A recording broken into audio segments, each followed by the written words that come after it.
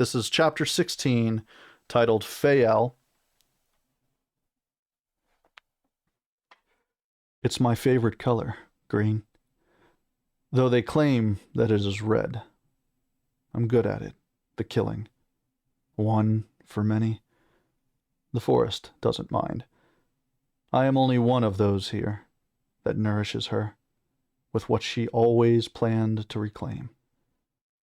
I don't feel it anymore, the red, the silky scarlet that binds my hands, that strangles my soul, that ruins the green. I will be the one. The crowd parted to allow the princess and her betrothed their first dance. It was odd, Fael decided, to have spent so little time with someone, yet know, without reason, without doubt, that the saccharine smile they presented was an absolute falsehood. She danced with the prince like he was a lion, and in his arms, like jaws, might snap down to snare her at any moment. Around the ballroom, ostentatious dresses and suits cradled crooning nobles, too self-absorbed to see, or perhaps to care, that their princess was being led, gracefully, into one trap or another. These events were a different kind of hunt. Here, it became more challenging to tell who was predator and who was prey.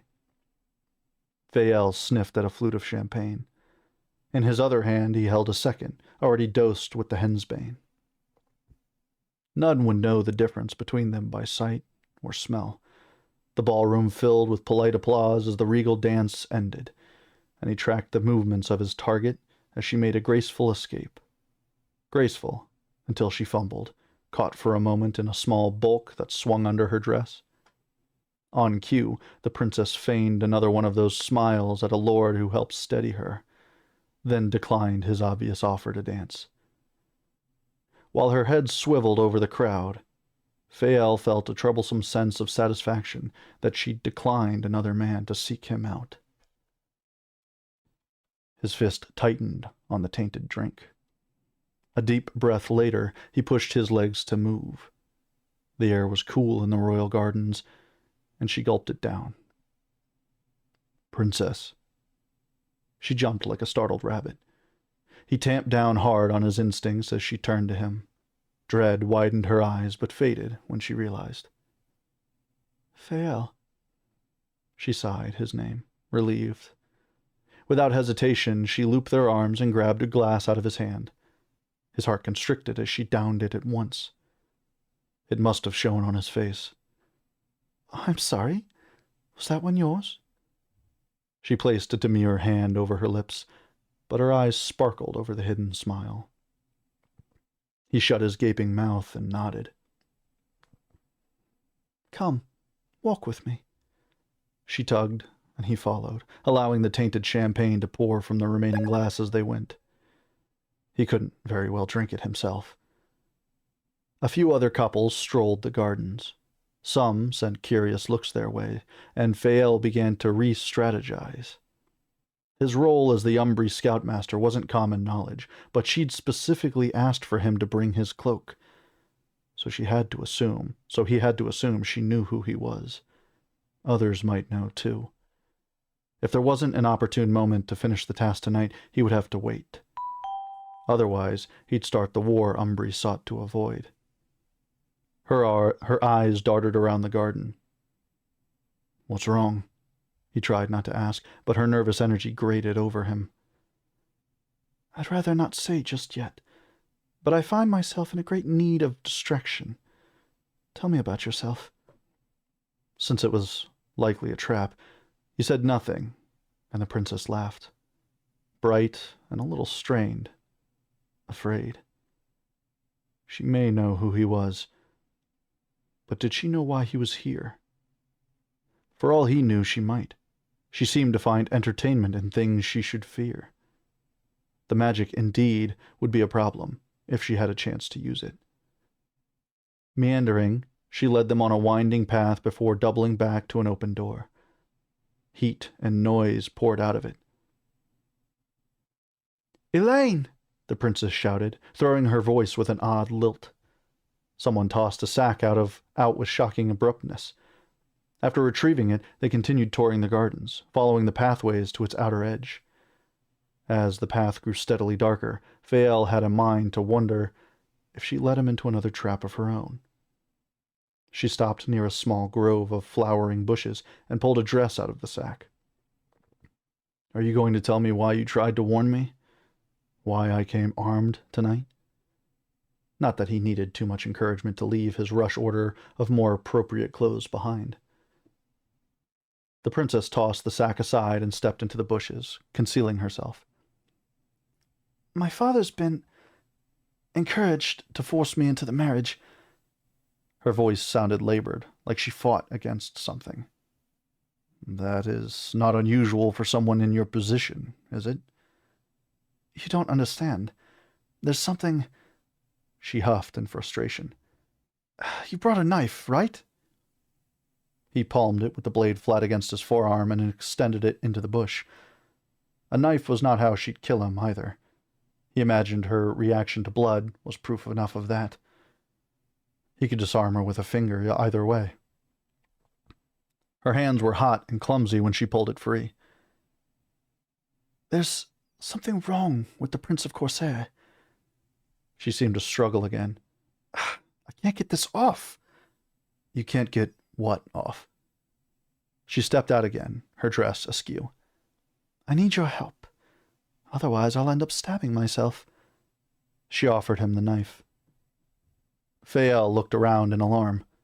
"What are you doing?" he said in a startled whisper. The skin of her neck bobbed as she swallowed. "I'm getting out of here. But first I need to change, and you need to help me get this dress off." He stilled. "Do I?" She stepped into his space. "Yes." The royal entitlement sent his teeth grinding. "And if I don't?" She slipped the tip of the knife between the front of her dress and the skin of her breasts. "Then you'll be carrying me to the castle, half naked and bleeding out." He pinned her with a glare and wrapped his fist over the knife, pushing hers away. She'd delivered herself to him, a lamb to slaughter, put the knife to her own chest.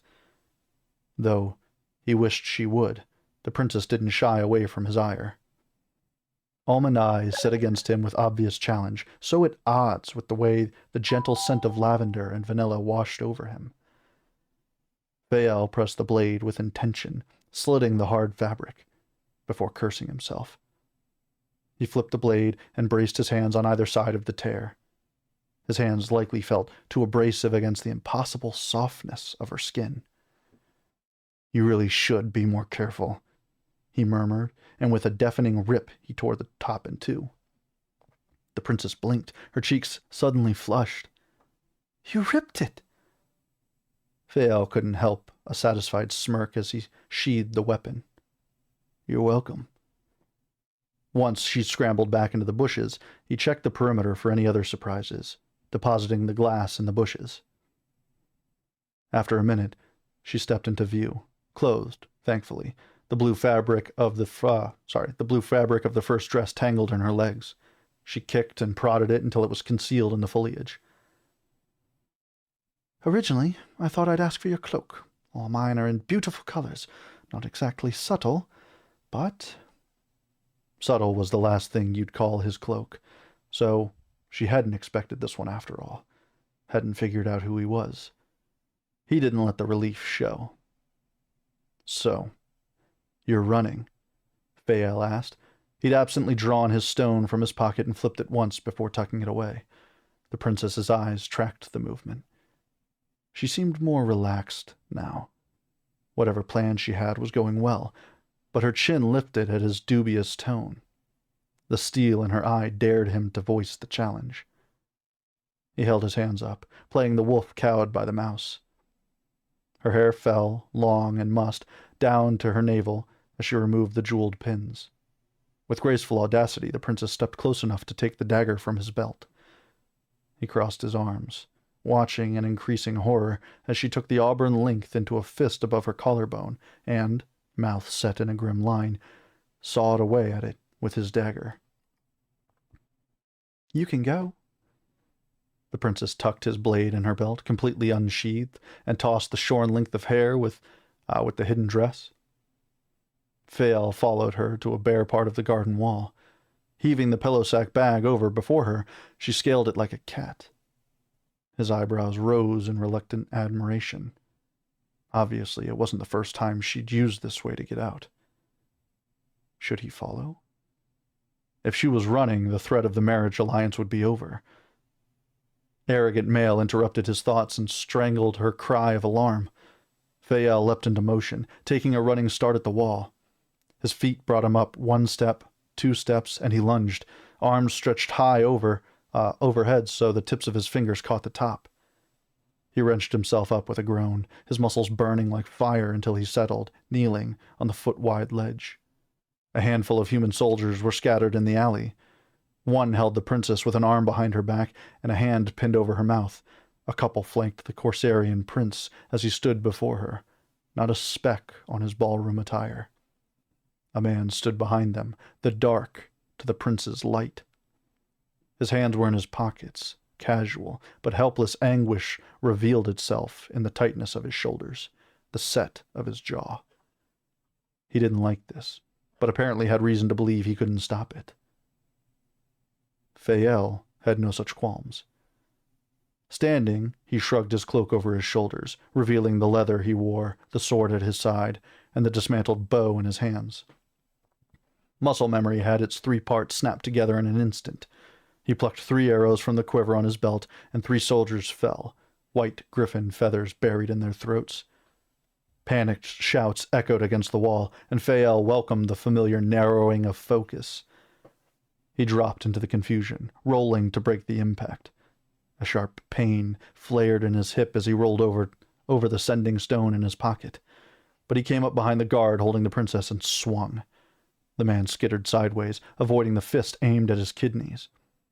In panic, he released the princess, and that was all the window Fael needed. Stepping in front of her, he unsheathed his sword. Kavir's blade caught the torchlight and glittered, promising death. In a moment of silence, the prince stepped forward, eyes shining over an arrogant smirk. He stopped his men with one hand and drew a thin sword with the other. "Dmitri, get back!" None acknowledged the man with the dark hair. The prince lunged. Fael had height and reach on him, and the prince was human. But the match wasn't so easily decided. He underestimated his opponent's strength and speed. The prince matched Fael blow for blow, and they leapt back from each other, breath ragged. The prince's smirk grew into a grin at Fael's obvious confusion. They leapt again, metal ringing, neither gained the upper hand. It shouldn't be possible. Changing tactics, Fael feinted, turning his sword back at the last moment to drag Kavir over the man's ribs. The prince leapt back, one hand clutching his bloodied side. The dark-haired man spoke to him in hushed tones. Fael glared, hoping he'd step into the fight next. Instead, the 2 remaining guards circled around, trying to flank him. But before they could engage again, the prince cried out and dropped his sword. All attention turned to the deafening clatter of metal on stone. He doubled over, clawing at his left arm. Fael used the distraction to haul the princess to him. Her wild heart beat into his chest. He pressed his mouth to her ear. "I'm going to distract the 2 moving behind us. When you see an opportunity, run." The princess didn't acknowledge the words, didn't look away from the prince. Her face drained of color. Something was wrong. "Do you feel that?" Her voice trembled. An unnatural stillness blanketed the cramped street. Like prey gone silent with the approach of a predator, a lightning bolt of fear made its jagged way through him when he saw why. The prince stood tall now, a distorted, too big smile on his face. He held his arms out as if unaccustomed to their weight. Torchlight flickered in the eyes that were flooded black. Fael was caught for a moment, unable to look away as their ravening gleam assessed friend and foe alike. Dimitri's eerie grin widened into something monstrous when it found Leo. "How nice to finally meet you. a female voice reverberated on top of the prince's. The wrongness of it prickled the hair on Fael's neck. The creature's smile fell as its eyes roved over him. What was it? It casually surveyed Dimitri's body. I can see why you'd rather have that one, but I'm afraid I can't allow that to happen. Dimitri won't suit me for long. I have other plans for him. It flicked 2 fingers into the air, and a knife of pure darkness shot toward them. He shoved the princess to the side and rolled the other way. To his horror, she recovered swiftly and ran toward the prince. "Stay behind me!" He couldn't have heard that correctly. A soft wall of light bloomed in front of her. Magic. Hoping he understood, he drew his bow and loosed an arrow at the creature's heart. The bolt sailed smoothly past the barrier, but fell out of the air before it hit its mark, as if it hit a wall. The dark-haired man shouted at the princess to stop. Fael loosed an arrow at him, too, but the man waved a hand, and the arrow broke on a wall of hard air that surrounded him. Another magic user. This could get bad. "Leo, let it go!" the wizard yelled. "You can't sustain it!" Feminine laughter bubbled out from the prince, and darkness pooled in his hand. The woman wearing his body tossed it lazily at the light wall, not bothering to aim. A second wall appeared in front of Leo's, brighter and more tangible. The black magic shattered it, and the second wizard flinched. That was Fael's chance. The man may be protecting Leo from the creature now, but he hadn't tried to stop the prince. And Fael was going to make sure she made it out of this city.